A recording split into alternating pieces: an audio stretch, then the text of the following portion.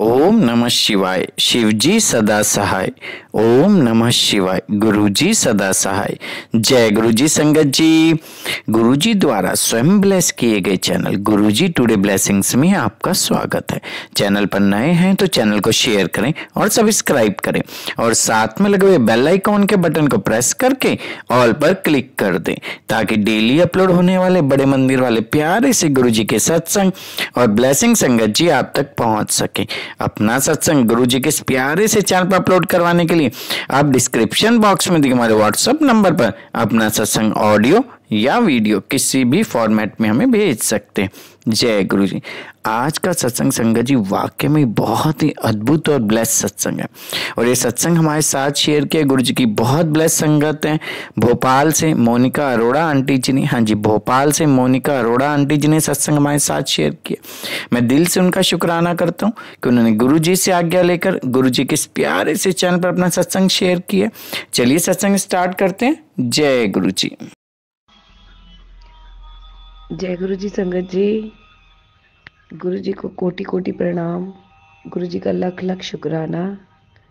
आज मैं अपना सत्संग शेयर करने जा रही हूँ। मेरा नाम मोनिका आंटी है, मैं भोपाल से हूँ और सत्संग सुनने वालों का भी शुक्राना और नारंग अंकल का भी बहुत बहुत शुक्राना जो उन्होंने सत्संग शेयर करने के लिए सेवा दी। तो मेरे गुरु महाराज का लख लख शुक्राना। मैं आपको अपना कोविड टाइम का सत्संग सुनाती हूँ। जब फर्स्ट कोविड हुआ था उस टाइम पर मेरे फादर को कोविड हो गया था और मेरे भैया भाभी मथुरा रहते हैं तो बहुत ज़्यादा दिक्कत हो रही थी क्योंकि मम्मा पापा अकेले रहते हैं। तो गुरु महाराज ने मेरे से उस समय सुखमनी और जपजी साहब का पाठ शुरू कराया। मैं ये पाठ नहीं करती, बस शब्द ज़रूर सुनती हूँ, बट मैंने कभी पाठ नहीं किया।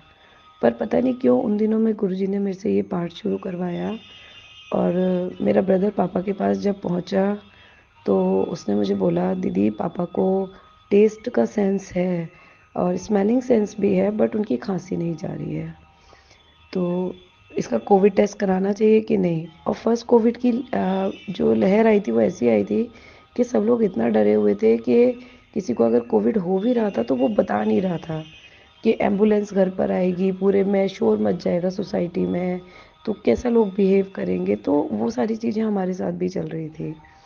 और ब्रदर मेरा मथुरा रहता है और मैं यहाँ भोपाल में, तो हमारे लिए बड़ा मुश्किल हो रहा था कि मैं भी वहाँ नहीं जा सकती थी।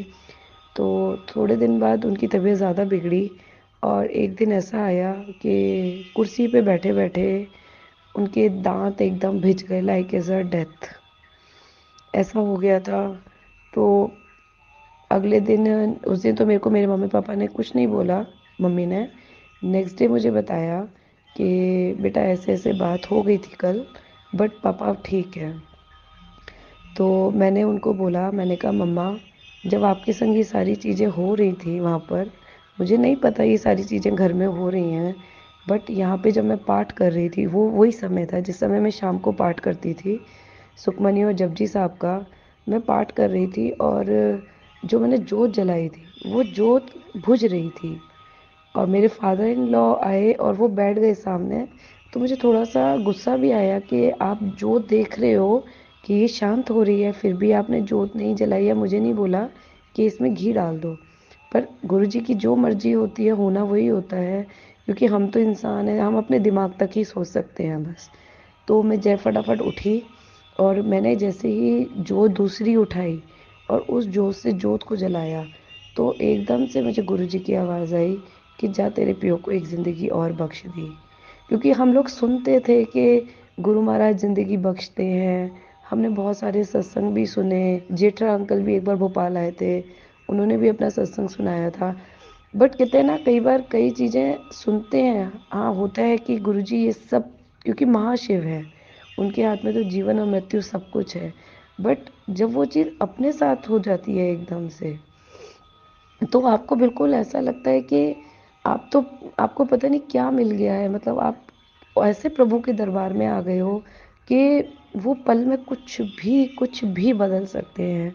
तो जब उनका मेरे पास मम्मी का फ़ोन आया तो मैंने अपनी मम्मा को अपना सत्संग सुनाया कि कल ऐसे ऐसे मुझे गुरुजी का फ़ोन आया था, आपने तो मुझे नहीं बताया, बट हाँ उनका फ़ोन आया था कि पापा ऐसे ऐसे कल चले गए थे। मेरे को गुरुजी ने उनको जीवन दिए दान दिया है, क्योंकि मैं जिस वजह से गुरुजी ने मेरे को अपने साथ जोड़ा, क्योंकि मेरे भैया भाभी को बेबी नहीं था, तो हमें जो जहाँ बोलता था हम वहाँ जाते थे।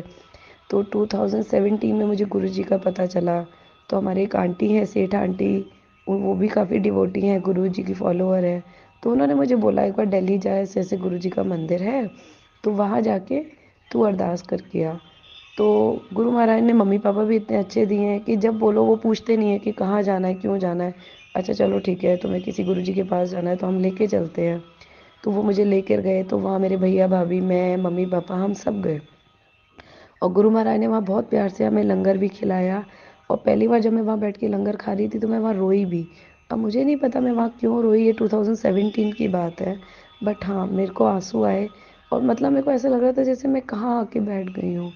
तो मतलब आप समझ सकते हैं, जब गुरुजी ने आपको जोड़ना होता है तो वो आपको कोई ना कोई वजह ही देते हैं। तो मेरे लिए ये वजह रही। तो जब मेरे पापा की तबीयत ख़राब हुई तो मैंने गुरुजी से सिर्फ एक बात ही बोली थी, गुरुजी आप मुझे जिस वजह से मिले हो ना, अभी मेरी वो वजह पूरी नहीं हुई है। तो आप प्लीज़ ऐसा कुछ भी ना हो मेरे परिवार में जिससे कि वो वजह अभी ना पूरी हो पाए और ये उसको देखे बगैर चले जाए। तो गुरु महाराज का इतना इतना शुक्राना है कि उन्होंने उनको जीवन दान दिया, वो अभी को स्वस्थ है। थोड़ी बहुत तो देखिए शरीर है लगा रहता है, पर गुरु महाराज कहते हैं जैसे कि मैं 90% अपने ऊपर ले लेता हूँ, 10% आपको भोगने पड़ते हैं। तो वो 10% तो हमारे कर्मा है जो हमें भोगने ही भोगने हैं। बाकी ऐसे उनको कोई तकलीफ़ नहीं है। और उनकी मेहर से गुरु महाराज ने 12 साल बाद मेरे भैया को एक बिटिया बख्शी। तो बहुत बहुत शुक्राना मेरे मालिक का, बहुत बहुत शुक्राना। जय गुरु जी, शुक्राना गुरु जी।